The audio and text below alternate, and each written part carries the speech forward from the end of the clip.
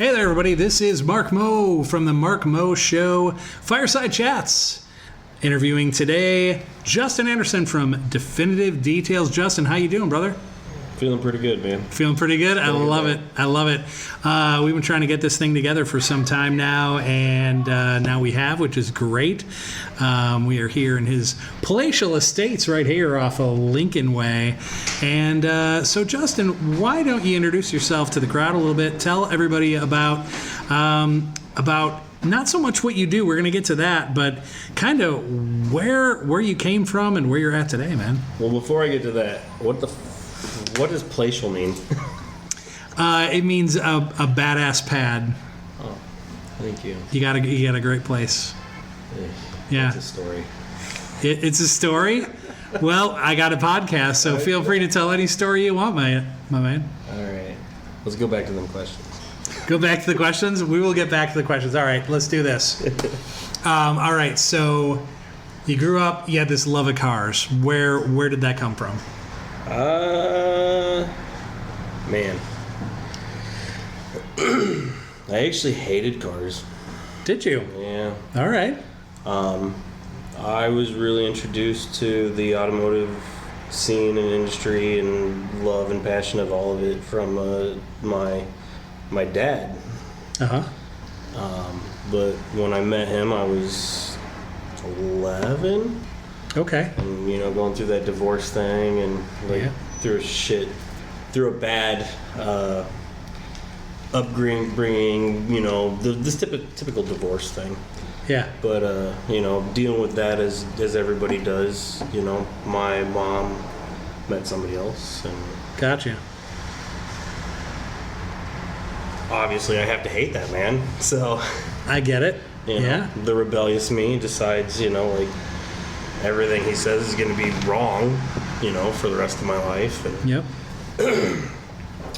going through this cycle of, rebellious teenager and meeting a man that is a real amazing human being for the first time in your life. Yeah. It just kind of osmosively sunk in year after year, and I went through my shit as a teenager and just wanting to hate everything because of the typical reasons. Sure. Oh, yeah. Nothing crazy. I actually had a pretty dang awesome upbringing, but didn't know it at the time. I had to rebel. Yeah, of course. Started entering into the journey of my life as an adult after going through the crap I put my parents through. I came out on the other side and started to realize what I actually wanted out of life, and it was a lot like what they were trying to coach me towards. And just decided, screw it. Yeah. I started out actually in body work and paint because my dad's friend owned a shop, and it was the only place that we can get my, troublesome butt employed at. Yeah. Okay. And it was kind of a weird, unique situation where, it was like I was paid pretty low amount of money, but I was allowed to just go in there and sit and be told a little bit of instruction and focus and Sure. play with a car. And I had this giant thing with all these nuts and bolts and thing that I thought I was supposed to hate, and I was given the opportunity to straight just pour myself into something. Yeah. It was actually Valpo Auto Body. Oh, okay. Right behind Duffy's. Yeah, sure. A man named Glenn Rosenbaum. He been in that spot since the early 80s, just kind of his own thing. Always had a couple employees, and he just knew my family and employed a couple other people in it, and he brought me in and paid me, this was like $10 an hour. Maybe it was probably like $7 back then. Yeah. And he gave me a Volkswagen Beetle that some kid from Wanata paid him like $3,000 to just do a complete paint job on it. But he looked like pulled this Beetle out of the junkyard. Dude. I mean, it was dents everywhere. Like every fender was just wavy and gravy. Yeah. It was a mess. And I've learned since, this isn't how you do body work, but the guy gave me a gallon of Bondo. And set my 18-year-old ass in front of this car. And he said, so, you know, you put it on like this and you do a little of that and, Yep. you know, let it wait. You sit and let it cure out, and then you grab this sandpaper and you shape it. And he's like, if you go too far, then you put more Bondo on it. And we just keep building it. And we're just going to build it from this lumpy, messy crap. We didn't bang hammer on this one. Not one-on-one. This thing, like, there probably had to be like 60 pounds of freaking Bondo on this Oh my time. God. There probably about 60 pounds of Bondo when I was done with it. But just sculpting this wreck of whatever to turning it back into, like, in my eyes, Yeah. you know, looking back, that thing was perfect. Like, I recreated a whole entire Volkswagen. It probably was wavy and shitty. I have no idea. Right. But somebody actually just let me go at something, Yeah. you know? And I think I worked on that thing for like 6 months. Did you So this really? kid pays Wow. $3,000. He pays me $10 an hour, like 40 hours a week for 6 months to just make this thing. Yeah. All the way to the point of, like, I was in there. I sprayed part of that. Like, you know, like, I followed this whole car through the whole entire process. And it just hit me, like, all that passion that my dad Yeah. had, like, poured into me and my family. And this was after some trauma. I put myself through hell. I got in some big trouble when I was a teenager. You know, but when I came out of that, I had this, you know, I was going to work hard. I was going to, at least the work ethic part had transferred through. Yeah. Well, in that moment, like, painting that car and then actually getting to buff the car, it's one of my most memorable parts, is buffing the car. Because I learned that was my favorite part. Yeah. After all that time, just really perfecting it to, like, as glossy as you could get it. But the pride in that man's face, that kid, he was a kid. He probably was barely older than me at the time. Like, you know, like, him picking that thing up and just so happy. And I mean, this is a body shop, so, you know, you give him a car and they're like, oh, this is going to be like, you know, 5 days at the most. Yeah. 6 months later. You know? A lot of phone calls in between then, but, you know, Yeah. that kid was lit up. How'd that make you feel? It was the first time I was actually truly proud of, like, something I'd accomplished, honestly. Mm-hmm. It really was. You know, I come from an incredibly strong family that they push you. They push Yeah. you, they push you, they push you. And you know, it's in a kind way, but it's, you know, like, being so rebellious, like, I always found myself on the other side of not being, you know, I had too much drama going in my life for anybody to want to tell me how awesome I did at something. Yeah. You know? And I'd finally, like, served my penance and went through all that, and then this happened, and it stuck. It Yeah. really did. And in that moment, like, through that whole thing, that was what I would consider my first step into a career. I was very intrigued with, like, how it ran. Like I said, I already knew at that point, like, how the hell is he only getting $3,000 for something I just worked 6 months on? Like, Right. you know, how does this work, and, like, what's going on, business, you know, all that stuff. And it just started compiling, and then from there, I, you know, traveled through this crazy career. I don't even remember your question, but No, thank you for listening to my story. you are killing it. This is the whole point of what we're doing. So you're at the body shop. You're learning a lot. The Volkswagen Bug, putting all that time and effort into it. So you're developing, I assume at this point, this passion for this. So now, when does the idea for kind of having your own spot, when does that come into play? So, way sooner. I am I swear, I tried starting multiple companies even when I was in, like, the 5th, 6th, 7th grade. Oh, all right. Yeah, I stole my neighbor's lawnmower.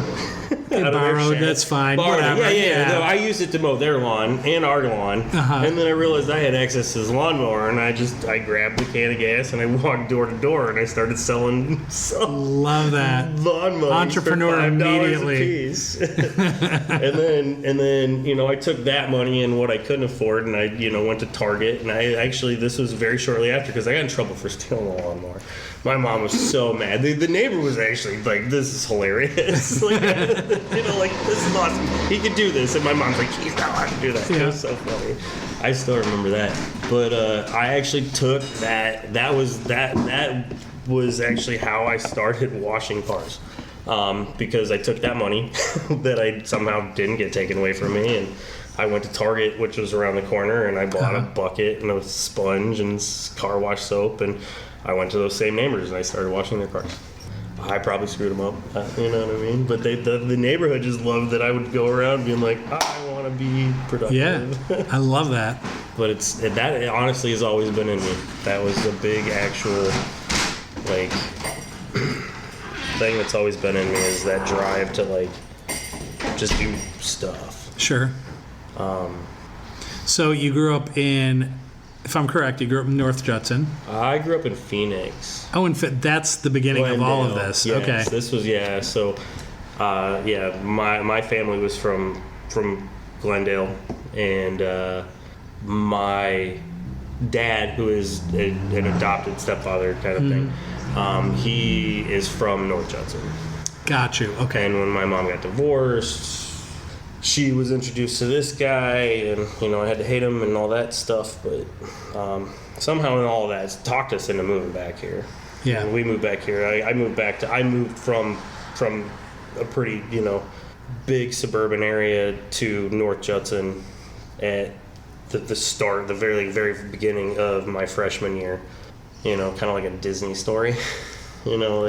Big adjustment. Yeah. You showed up in your total different dress attire and style and choice of music, and to a rural community, you get there, what are you doing, city boy?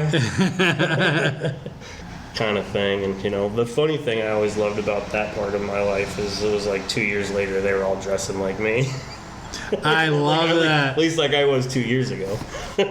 Influencer before being an influencer. Yeah, it wasn't me doing the influencing. That's just the proverbial wave that travels from out west, I think. Yeah.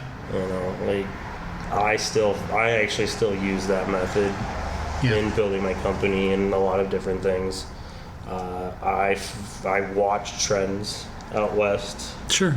I think some other actual big members of this community do the same thing. Yeah. I think your Brick Street burritos and stuff like that. There you go. They're great inspirations of things that I went out and hung out at in Huntington Beach. And when they came to this town, I was just like, oh my God, this is over the world. Yeah. A freaking San Diego burrito. Yep. Yeah. Yeah. And that's kind of how I ended up starting my company, in a sense, was I've seen some stuff that was super popular out west, that's how I think I sprung my company. Okay. I started my company out of just passion for buffing on cars, and I actually always knew I would eventually own my own company. In my 20s when I actually graduated from high school, got married, and very, very quickly moved back out to Phoenix. Okay. I lived out there for 10 years where that's where I really got heavy into the automotive industry. Was in Phoenix? So I was into body work, but I worked at Valpo Auto Body, and then I punched over to Gore Track.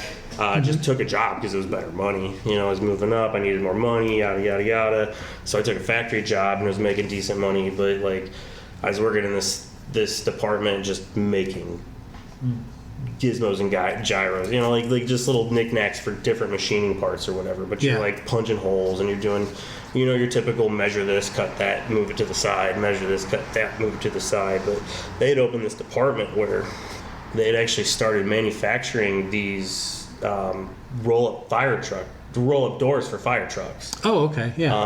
And they had a whole paint department, and I literally would be working at this spot doing all these things, just blindly putting these pieces together, like staring over at this paint shop, just grinning. And it was actually a manager he caught it over time, and he was like, you can't stop looking at that. He's like, and you're doing good, you know what I mean? Like, I have no problems with what you're doing, but like, I can tell. So I got to transfer over there, and that's when I started painting. And so that whole thing turned into this, like, I'm moving up the automotive scale, but like, I was also chasing money. Sure, that's and fine. I actually quit that because I've always loved just interacting with people, and I went and worked at a Denny's. No. I was chasing tips. Okay. Yeah, I was like, screw this. I'm done with this. It was that and a mixture of I do not tolerate being called tardy. Okay. Like company handbook, weird little detention worthy rules. Like I still can't to this day. I can't handle it, and I've always told everybody. Even at that point in my life, I was telling people, like, if you're gonna call me tardy, like, I don't want to work here. But if you can understand that, like, I'm gonna be a little this or that in the mornings, but I'm gonna show up. I'm going to work harder than everybody, and I'll still work later than everybody until the job's done. Yeah. We're going to get along really well. Yep. And, working at a corp, that was my first corporate experience, Yeah.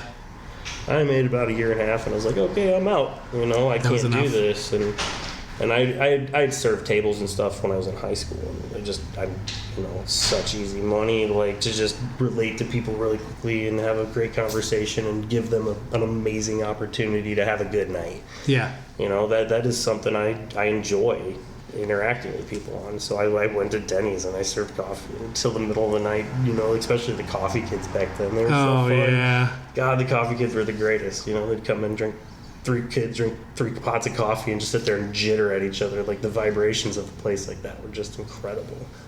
So I left there and did that, but I was going through my marriage and stuff and ended up out in Phoenix. Yeah. Where I got really heavily into the automotive industry, and I will start paraphrasing a little bit. Yeah. But I got deep into, like, automotive performance and body work, and then I actually helped a really now dear friend, like, start a company called Tuning Group. It's in Mesa, Arizona. Actually, I think they moved to Scottsdale just last year. I was like the third employee. It was his dad's, like, roofing company that he had grown out of, and it was like, well, you clean that shop out, you can take it over and start your little company.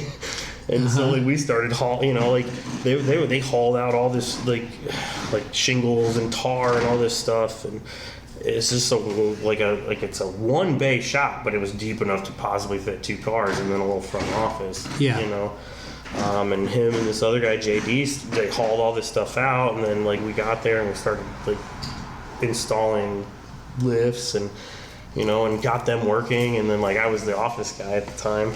Yeah. I was bringing in the brains.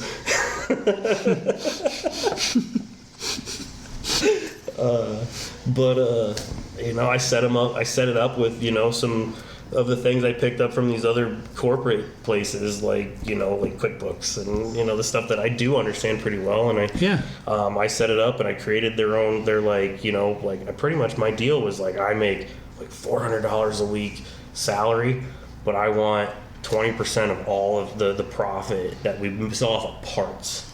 Your labor is your labor, you know what I mean? Like, so it's like if, when we were just working on cars, and, like, it worked really well. It worked incredibly well. They put all that work into the shop, and then I gutted that freaking shop, and I tiled. I've never laid tile in my life at this point. I'm like, I'm tiling this thing, and I painting walls. I built my own little office, and we all just kind of sat in this little tiny shop that was like, it was like $600 a month rent, and, like, well, who cares? Like, we can go work at 7-Eleven a couple hours a day each down the road and make up the rent and still be able to chill.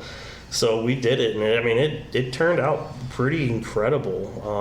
Like, the Volkswagen community out there, we were a specialty shop, and it just turned into this, like, I lived, like, it was like living the Fast and the Furious, you know what I mean? Like, by 5 o'clock, there's, like, 7 cars, 10 cars, 15 cars, 20 cars that grew, you know what I mean? To, like, like, these little car meets would just happen right outside the shop, and it's like, it got bad, like, shit, you start showing up at 4, and so, like, you're not getting your jobs done, but yeah, it was awesome. Like, he felt like this little local celebrity. And then after that, there was another company, like, we'd grown to a point where we were, like, right there, you know what I mean? Like, and I had come in, and at that moment, I felt like I had provided everything I could. Sure. Because I was just making it up as I went. And, we were doing well, but, like, I knew my system was fine, but, like, the percentages I was taking maybe in that moment, like, they weren't there. And, like, this other guy that used to be my client from another place was opening up this other business, and he's all like, you want to jump in on this? And I'm like, guys, I think this is the best move for all of us. Yeah. And I jumped over that, and that was like a whole different world. That was a company called BSH, where we were manufacturing performance parts for Audis, Volkswagens. And, oh, wow. And I mean, my sales skills were the only thing brought to the table. Yeah. Like, everything else was like, we're making this up again. Yeah. Yeah. I mean, I knew a thing or two about performance parts from the job I had before this company, which was another manufacturer of performance parts called Evolution Motorsports. So, I mean, I know the performance industry decently, but, like, when it came to, like, welding and fabrication and actual product design, like, I'm just like, yeah, sure, I've seen enough of it, I can figure that out. But I know how to use QuickBooks. Yeah, there you go. You got that going for you. I can get your invoicing on point. And I'm really good at the phones.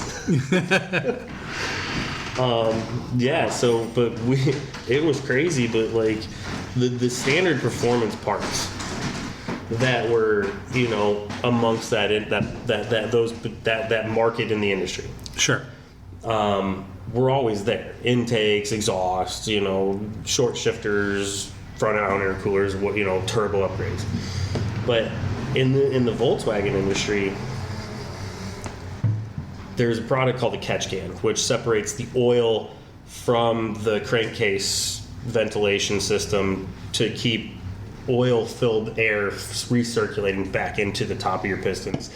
Blah blah blah. Yep.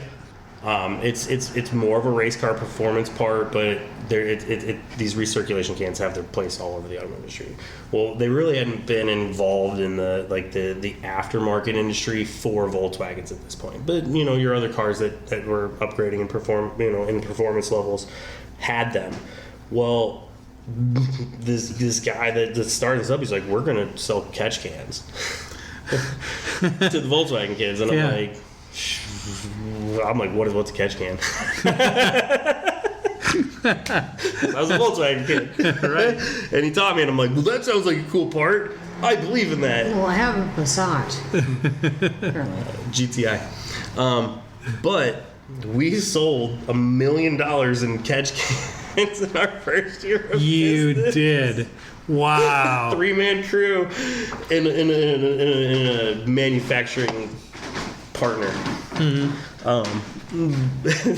Sold $1 million in catch cans. Not to mention we were making intakes and other things, and it was just like, and that manufacturing partner was not making us rich by any means. We sold a lot of shit and we had a lot of fun and we conquered a lot of ground, but the business was not sound in that deal. Yeah.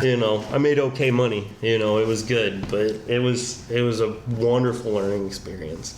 And I had that other Evolution Motorsports company. I did a similar thing for them, and my crowning achievement was I built a dealer network from like probably 40, 50 out to about 300 worldwide. Oh, that's significant. Yeah, wow. It was a fun time. They're just to find people who want to sell our parts anywhere. Yeah. And I just kept talking to people on the phone and developed these, just trail. I mean, out to freaking.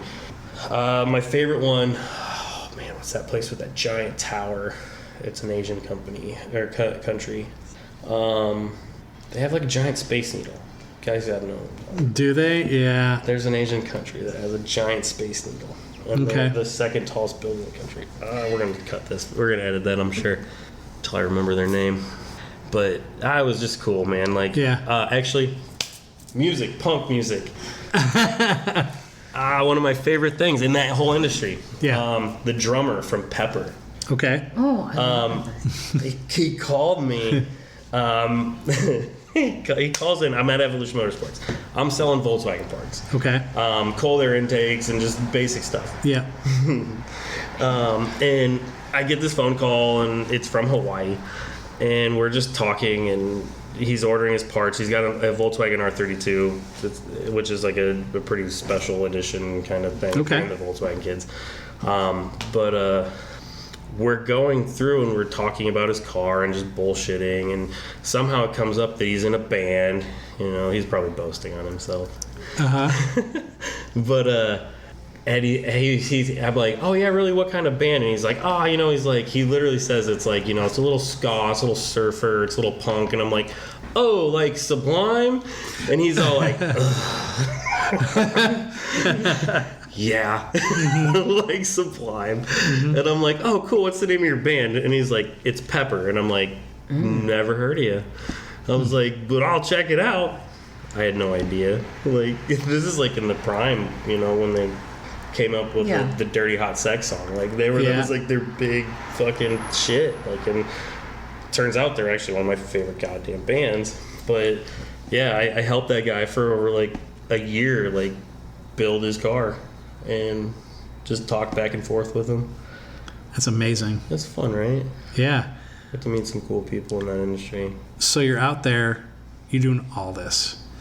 At what point do you go from Arizona back then to Indiana? Oh, this is the kind of shit I don't want to talk about. You're on the Mark Mo Show, baby. Bring it. Oh, man. How deep are we going on that? As deep as you want. Yeah, so I moved out there with my wife, and we had a baby, and everything was great. But we moved out to Phoenix by ourselves. We didn't have any family. And all of our friends, were degenerates like us. And we weren't going to let them watch our son. So, I went 4 years, pretty much. And me and my ex-wife are very professionally driven people. So she had her career, and I had my career. And we were zooming on that. And we were fine with that. But when it came to 4 years of, like, she worked day shift, I worked day shift, she worked night shift, we raised our son from birth at that point, you know what I mean? Like, I would go home at 5 and she would leave for work, and I took care of my son from the point he was like 7 weeks old, whatever, a month old, 3 months old, whatever. She's, after she got the bare minimum she went back to work, and we just switched off. And 4 years of that, we kind of looked at each other like, we haven't been on a date, we have no family structure. My family structure is unreal. Yeah. Like, that's a whole nother story. This is what I told you. We could be sitting here at 3 o'clock in the morning. Like, I was adopted by a freaking saint who has, like, our family Christmas party to this day is still 60 some people. I love it. And it's deep, and it just keeps running, and it doesn't stop growing, and they're all there for each other. You know what I mean? And, like, I went from, like, shit. Not shit. Actually, I went from awesome to, like, a death in a family changed the whole entire course of history for that whole family, and then it went shit. But turned into massive shit. And I was rescued from that and brought to Indiana, and, like, I felt like my family was heading in that direction, and the only thing I could do was be like, we're moving back home. But Valpo is as close to the middle of nowhere as I'm willing to live. Yeah, I hear you. Period. That's how we ended up here. So you come back to Valpo. At what point does Definitive Details come in? I mean, when you come back, is that like your first thing? You're like, I'm going to start my own thing, or not quite yet? No. So I was in the performance industry, and I'm going to give a shout out and a big you to this company, because I love them, and I like a lot of people there, and it's I nothing but respect. But you didn't hire me, you're dumb. Precision Turbo. Okay. In Hebron. So I'm in the performance industry, and this guy named Justin this is a kind of a fun story. Yeah. This guy named Justin that works at Precision Turbo is the guy that sells me turbos for when I'm at BSH before I go back. And we're developing this fun relationship, over the phone, buy shit, yada, yada, yada, back and forth. We just kind of get to know each other. He's from Valpo, holy crap, I'm from Valpo or from North Judson, we just kind of vibed. And so, when I told him I was deciding to move back, he's like, dude, you need to come work here. And, he got me the interview, and, I'm getting fed in one ear, you got this, you're his guy, and, even the guy says I'm his guy, and I'm like, I'm moving back. And it was, this kind of weird interaction of, I'm moving, you told me this is good, I'm really kind of a little nervous, I just want a confirmation, the contract. And I did have that direct conversation with the guy, and somehow I spooked him. Because then, moving day comes, I didn't hear from him. And, I'm driving back. Me, my ex-wife, my son, a bulldog, and a cat in a Nissan Murano that's way overpacked. And we shipped everything back in a pod, and we just packed that thing to what we needed, and we were driving straight through. And, I still hadn't got there. I spent that 27-hour drive. Oh yeah, just chewing on this, where's this guy? Why isn't he calling me? Kind of scenario. And he, whatever it is that I said, he got nervous about it, and he was not going to choose me. And so in that midst of driving back here, I just started calling everybody in the world that I knew to be I cannot land in Indiana without a job. I'm not that man. I will not be unemployed. And so I took an oil change technician position at Burrell Ford for $9 an hour because I needed something. You had to work, do not do nothing. Right. So I took it, and I did the interview, and I got the job, and they actually called me. In the midst of this is a long 27-hour drive. And they called me back. Literally, I lost a job, got a job, negotiated to a better job. They reviewed my resume that my wife emailed to them in the midst of this drive. And they seen that I had all the body shop experience, and they offered me the assistant manager position as, in the body shop. Oh, nice. And I came back to something that was actually kind of comforting, and something that I'd always aspired to think that I was going to be really, really prominent in. Yeah. So I did that, and again, really went from $9 an hour to $10 an hour. There you go. Climbing the ladder. In the blink of an eye. For sure. But I actually at one point had worked up to making out and all that stuff. I did do pretty well out there in the very beginning, especially with the Evo company. But I was making some double figure stuff out there in sales, and it was really, really nice. And then chasing those small businesses, it wasn't like that, but that was way more rewarding. Yeah, I did learn that. Evo was awesome. Bit corporate though, they were big. Sure. That company would swing pretty hard. I actually had a really cool office, and when I was 23 years old, where there was a Carrera GT just literally sitting outside my office. No way. Yeah, this company was nuts, dude. They had it was a roller skating rink. Okay. That had went out of business that they bought, and then segmented it, and it was the first third of it was just this gnarly showroom with a wall of wheels that are $2,000, $3,000 a piece back in 2005, which those wheels are now those are ridiculous now. But and just it was just decadence. It's pretty cool. And that place I made a lot of good. That was fun. I shouldn't have made that much money when I was young. I did nothing but blow it. We've all done that. I think we've all been there for sure. So now, definitive details. Yeah. Let's get to it. All right, damn it. So, actually, Burrell Ford, working my way through. They were stickers, man. That was old school. Old men, this is what we make, you know what I mean? Yeah. you know, like I knew different, but it's like I also was raised in that element. So I just grin and bared it, but it was like, I need to make more money. So like I negotiated with my managers and I was like, can I please start coming in at 5 a.m. and I'll sand and buff and do the body work on the bumpers so you can get an extra 2 bumper jobs out a week. And, you know, I built my own body shop, my own workstation within these body men also being their assistant manager. Wow. And I'd come in and work a couple hours before them and a couple hours after them. And I like saying I made $60,000 in 1 year with a $10 an hour pay. That's something. Oh yeah. It was a lot. And I worked a lot. And it was actually there where, oddly enough, because I was not allowed to be in the body shop between the hours of 8 and 5. That was my other job. I could not touch my other projects. So those little projects they allowed me to have, I had to have them within that. And I could work as early as I want or as late as I want. But I had to be there. But I got so, like, I created this system that really ran that office so efficiently that I was allowed, I had a couple hours a day where I would just twiddle my thumbs, and that turned into, like, researching stuff online and like really getting into the research of finishing work and buffing and polishing, and towards the end of all that I negotiated like, hey, we don't even offer this surface here.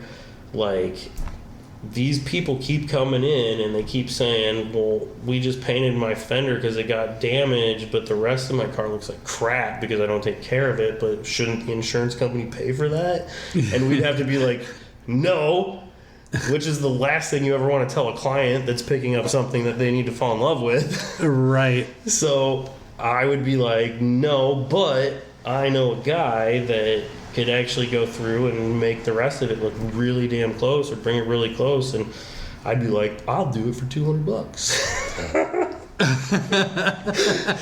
And I would take these cars home to my garage. Yeah. With the permission of the management at Burrell Ford. And I would then just pour myself into these cars. And, like, I was just trying to see what I could do at the time. But I would spend from, like, Friday night till, like, 2 in the morning. And then I'd go to sleep and I'd get up at, like, 9. And then I'd be working by 10. But then I'd work until, like, 2, 3 o'clock in the morning again. Oh, wow. And then I would, you know what I mean? And then I had family time and different things in between there. But I would put probably 30 hours into, like, just seeing what the hell I could do with the buffer. Because, I mean, hell, I was working 40 hours for almost the same amount of money. Yeah. At the time, you know, so I was like, screw it. I'm doubling my income, and I am really just intrigued with this. And like I said before, I'd always been into the finishing stuff. I did skip a whole entire job, by the way, from Phoenix. You're welcome. There's a lot of stories there too. We can always do a part 2. Right? Part 2. Yeah. The pre-mix saga.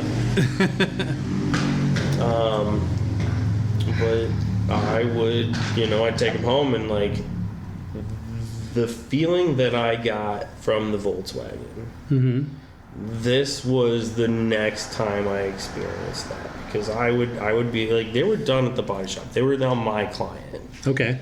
And so they were picking these cars up at my house. And these people would show up, and, like, I literally made this woman cry. She showed up and seen the work that I had done to her car, and she just lost it. Like, in my driveway, in just tears of happiness. And it's like that pride, like, I became addicted to that. Did you? I truly became addicted to that. I love providing that service for my client. And I will promise you that everybody that has ever worked for me knows that's where this started. Yeah. I became just enthralled with the reaction of the people from the work that I did. And the part that really is the selfish part of it, though, is, like, buffing for me. It's almost like hypnotic. It really is. Like, when I get to do it, and I don't get to do it very often the machine and the rotation and just following it and just staring deep into the surface of the paint while you're watching it erode away this thing at this pace, my mind expands. I start just dreaming up the funnest next step Yeah. we're gonna do, and it is I fall in love with everything around me in those moments. It's crazy the feeling I get, and the people that get to experience that with me don't know what to do with themselves. Yeah. They really don't. Where were we? I felt We're- that moment. Sorry. We're I haven't lived that talking. We're moment in a talking while. about definitive. I was year- about to talk with you about your passion for your job, and I love that for you. Makes me so happy, seriously. As like a person, as a friend, as someone who's known you your entire life, that makes me so happy. Thank you. So It comes through. It comes through, and everything your stories that you're telling here.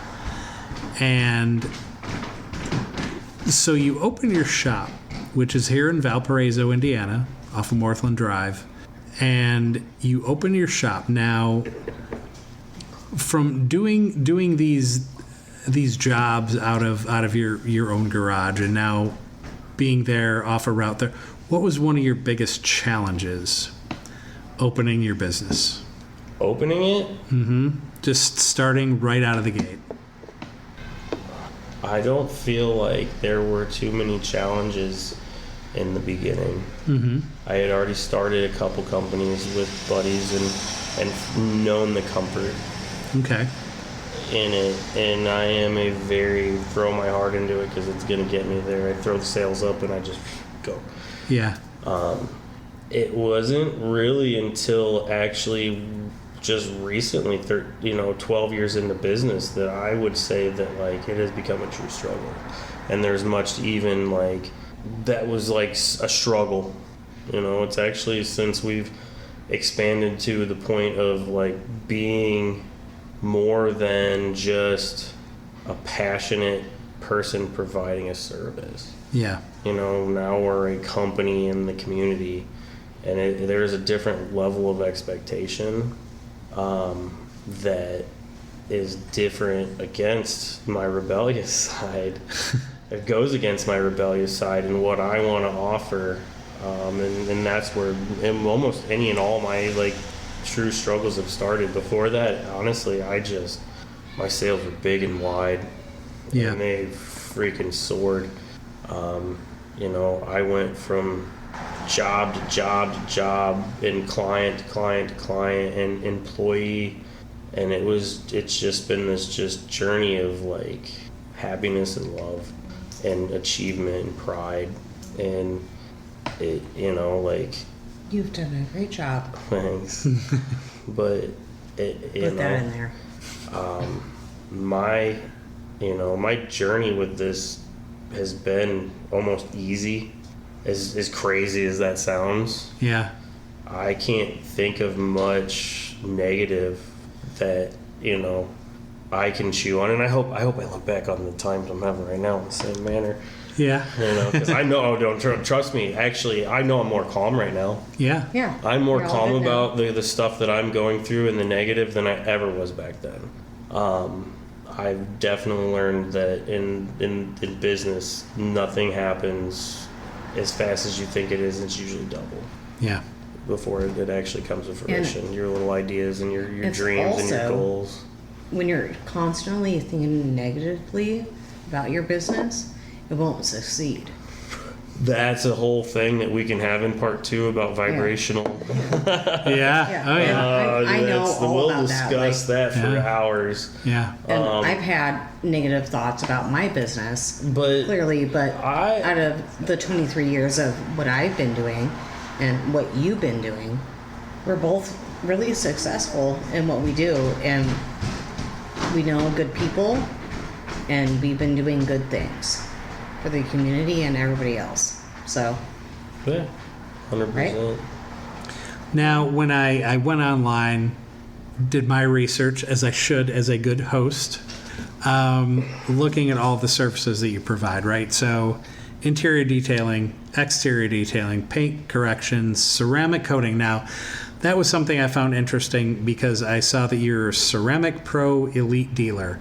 As someone who, I grew up in a house where my dad did body work, so I often appreciated like a lot of the work and what you do. But this was something new to me, or this terminology was new. So what does that mean exactly? So elite dealer was a status it was a status improvement that was provided and or acknowledged towards dealers around the world from Ceramic Pro. Mm-hmm. A couple years back, there's roughly about 3,000 Ceramic Pro dealers worldwide, and we were in the top 200, definitely towards the top. Of that 200, as in not the best. But the top 200, I was very, very proud of that. To be inducted into the elite dealer service, which they flew me out to San Diego, and they put me through this 3-day like seminar and training, and then offered like, we got like the first year of this new product called Ceramic Pro Ion, like to offer it before the regular dealers can actually even purchase it and stuff like that. It was just like the next step forward. It was, in a sense, like an induction process to stepping to the next level. And it's based off of like, performance and purchasing, obviously. Which again, that's pretty amazing. Like this small town in Indiana, like we have 3,000 dealers of the largest ceramic coating provider in America. We were in the top 200. I thought that was pretty cool. That's amazing. That's really cool. Can you think of a job or a couple of jobs that you were just so proud of, or maybe a car that you worked on that was just awesome?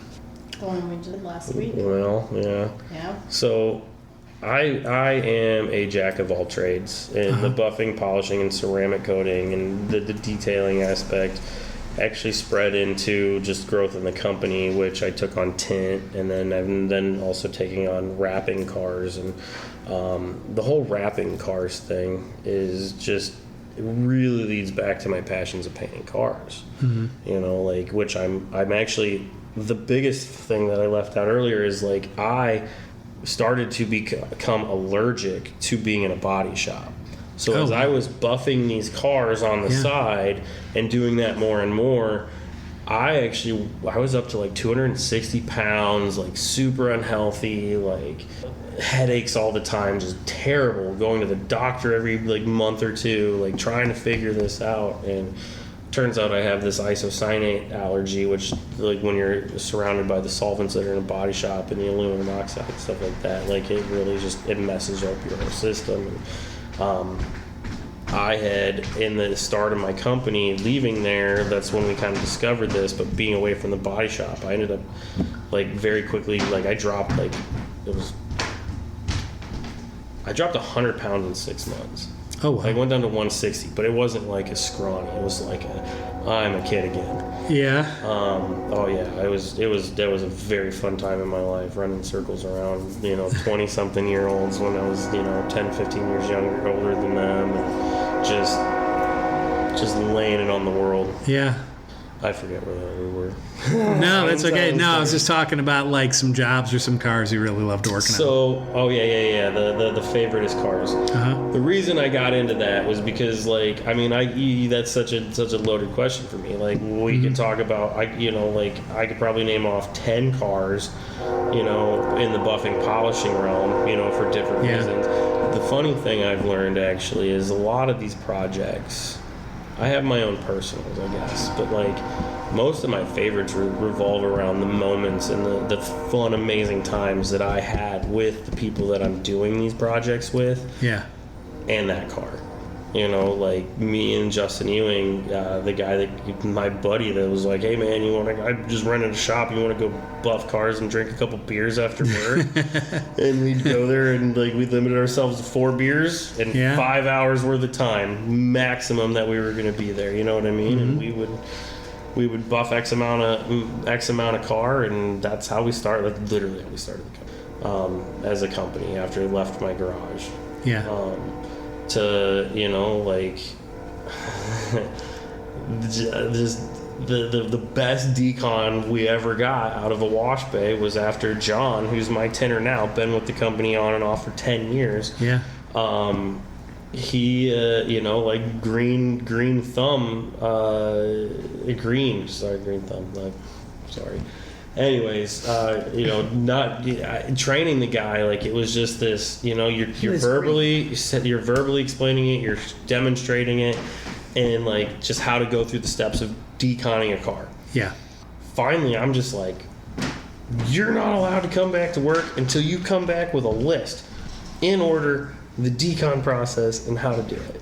And he went home and he typed it out. He brought it in the next day. And that son of a bitch, like I watched this kid like just make the shiniest car wash ever happen ever. You know what I mean? Like right in front of my eyes. You know, like that moment was fan-freaking-tastic. I'm gonna tell one that shouldn't be listed on the air.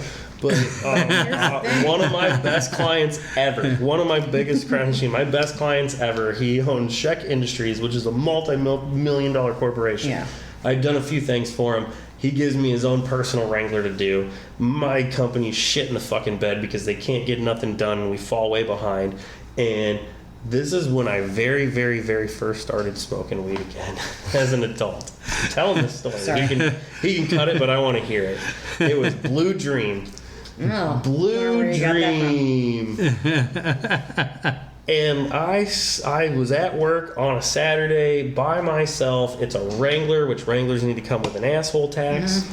Because they're so hard to buff because everything is a buff movement and change, like, and you have this buffing a 100 million tiny little spots. It sucks. They're worse than everything. And he is the most, like, it has to be flawless. You can't mess it up. Like, I'm not gonna mess it. Like, stress. Smoke a joint of Blue Dream, and I never smoke when I work, and I still don't. I really don't smoke when I'm working.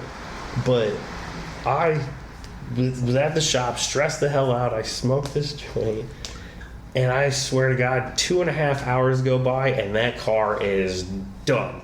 Pristine. Done. Done. And I'm standing there staring. I'm like calling people, like, dude, I just finished a Wrangler in 2.5 hours. I mean, we're talking, there isn't a freaking hairline scratch on the whole car.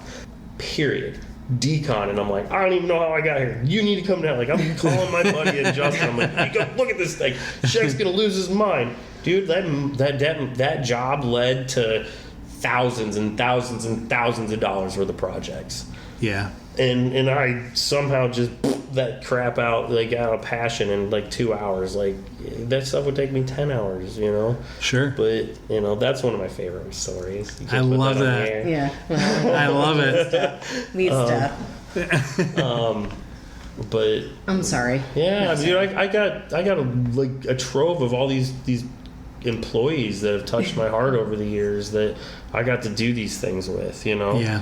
But really recently, I just did a 2020 C63S AMG. The client came in and he pretty much started pitching one of my dream appearances that you would wrap a car with or paint a car with, and it was like it's all gloss up over the top and all satin on the base of the car, and then all the trim pieces are gloss black, and you know, and then a few little tasteful carbon fiber pieces. And I'm like, you mean like this? And I'm like, he's like, exactly. And I'm like, this is gonna be my favorite job ever. Took me 7 weeks to do this job. It was a total nightmare. I ordered the material, or I actually had the material in stock that I sold him. I got 3/4 of the way through the car. I made a bad cut, ordered more material shows up, different looking material. I call in, they're like, oh yeah, we don't make that material anymore. So I had to tear all that off, get the new material, start over. Nightmare. Just nightmare. Turned into like I lost a plotter within that time. So when the material showed up, found out that a mouse had ate the internals on my plotter, which is a $7,000 machine. That thing kicks the bed. I have to then order a plotter, which takes a week. That then car sits a week, material sitting a week, customers getting pissed. You know, we were in all. It's spring. You know, we're just coming off of winter. We've got to, you know, really keep our production up, hour after hour. You know, we're a small company. We're such a small company, and like we sacrifice everything in the winter to maintain our employees, so that we can get through spring. It's how we do it, and there's a lot of companies like that out there that have to do that, and you have to maintain. You can't stop doing other jobs that are scheduled so that you can get this done. Right. I worked in a 2-week span. There were 4 different days that I worked 32-hour shifts. Because Really? I had to go in. I had to start working on that car Yeah. at 6 o'clock at night after everybody else was done with their jobs in the shop, so that I could get that project done. Whew. And that was within the last month. And that was within the last month. That Wow. was within the last month. Do you find most of your customers come from Northwest Indiana, or do you find that they come from outside the region? Most are definitely within the region, 100%. But I've got some really fun clients that have come from the, like upper echelons of Michigan because they saw our website, or like downtown Chicago. There's a guy named Sunil Mehra that lives on Lakeshore Drive that was one of my very early adopter clients, and he owns a couple like steakhouses and an orthodontist office in Chicago, but then he also like has some crazy stuff going on in the UK, and he's got like a crazy villa full of all these like amazing, like he owns like a golf, like Porsche race car, like a legitimate, like real golf race car in his collection kind of thing. And that's when I was early on. He's one of my first clients where he had all his cars ceramic coated in the UK by a G-Technic dealer, and he started asking them like, well, I'm in, my car's in Chicago, how do I get them done? And some dude in the UK had seen my stuff on the internet and told this guy that lives in downtown Chicago that I look like I know what I'm doing, and that guy's been a client of mine for 10 years now.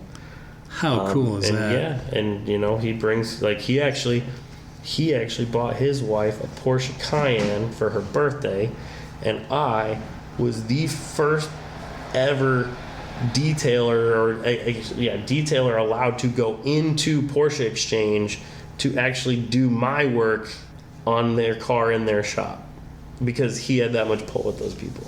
And I went up there and I buffed and I polished and I ceramic coated that car in front of all their technicians at the Porsche Exchange in Chicago, because that guy needed me to do it so that they can wrap a bow on it before I got any miles on it. Wow, that's awesome, dude. And that was just from some weird ass referral from the UK. That's that guy that's been calling the shop. He's actually got a BMW he wants me to do again recently. Like, they're coming up. I do have to give a shout out actually as far as that stuff. Abbott Farms, they have Lou Abbott was the dad. Glenn and Jerry are the brothers, or the sons, but they were like, Glenn was like literally my first client. As a real client, and I had done a couple car washes for Lou, and Lou has a collection of T-Birds that he left to his sons when he passed. And after he passed, Glenn came to me and asked me to start working on them for him, and the crowning jewel was the 56, and it was the first like real, like I always said to all people, I want a detail shop that doesn't do anything for less than $650, and people are like, that doesn't exist, you're crazy. And now I do like $3,000 projects, but that was my first $1,000 job, and man, I worked on that thing for like a month. I worked on that thing for like a month. I went over every nut and bolt. I was scrubbing that thing with toothbrushes and polishing nuts and screws and pulling screws out of the dash. I mean, it's a 56. There's so many little intricate, that Art Deco shit, dude. It's so amazing. And I polished that thing for days and days and days and days and days and days and days and days. And he showed up and just, like since then, dude, that man, he does amazing work with me every winter, and he comes and supports my company, and he tells so many people about us, and I've done so much of their collection, and they keep coming back and trusting me, and that 56 T-Bird was something else too. I don't know that I've ever done a more complete, intricate detail in my life. Was that car? Yeah, that one's on my website, and his brother's is the next one. There's an orange 75. It's a 74 Corvette, but it's a resto mod. I don't know what he has in it, and I don't know if he's gonna be mad at me for saying this, but I bet you there's $300,000 in this freaking amazing piece of work. Yeah. It's a full tube chassis, like where he set a 74 body on it, and then like the whole interior. I mean, we're talking Italian leather, like custom hand built dash.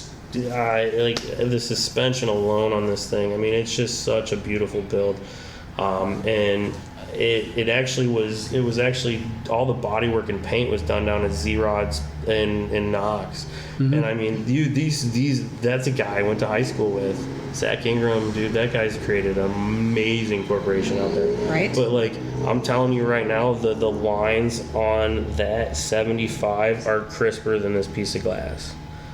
Like it's ridiculous.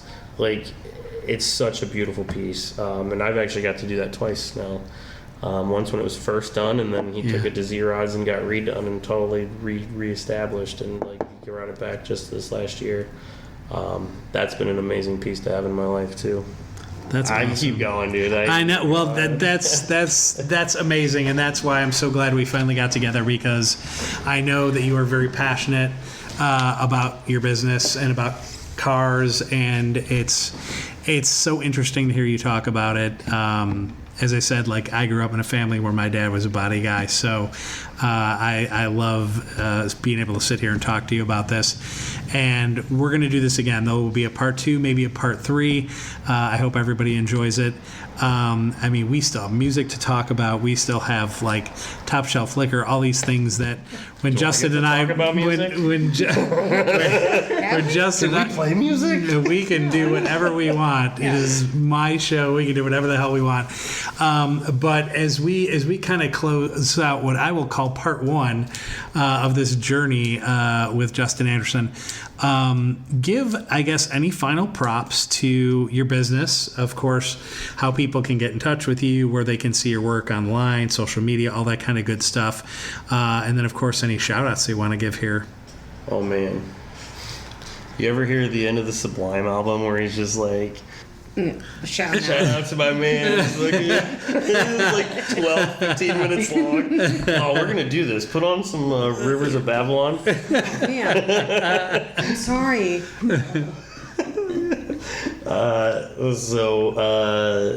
Yeah, we're actually right on the corner of 30 and Highway 2, in between Jiffy Lube and USA Muffler. What up?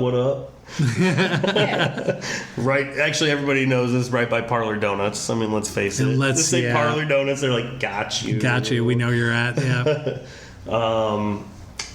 The phone number is 219-309-7089, I think. We're sometimes open from 7 to 5, but mostly from 9 to 5. Yeah. Understand. Yeah. It says maybe. Maybe doesn't say maybe. Door. I love that. Weekends maybe. 9 to 5. You working 9 to 5? Yeah. I don't know, definitive details. I don't know, like Google. We got Facebook. We got some Instagram. Anybody We kind of else suck you at want to both like of those. shout out about like things? Oh, I got shout outs. For days. I mean, I got to give shout outs all the way back to Burrell. I got Grieger's. Yeah. We skipped so much, man. We skipped so much. Like, I used to grind through nasty cars for $100 for 10 years. But anyways, I'm going to give a big shout out to my main girl Alicia right here from Revolution. Revolution Valparaiso 2.0. Yeah, And we'll be she's, speaking with Alicia soon as Yes. well. Yeah, so she's actually like one of my oldest friends. We've been kicking it since we were 14. She's another business owner here in Valparaiso. Man, this got me in trouble in the magazine article when I didn't write. I didn't say nothing about Griegers, and they were like, "Whoa!" Yeah. Now I'm like, fuck this guy. Oh, you know what? I'll give him the crusty laugh. Do you want me to do it?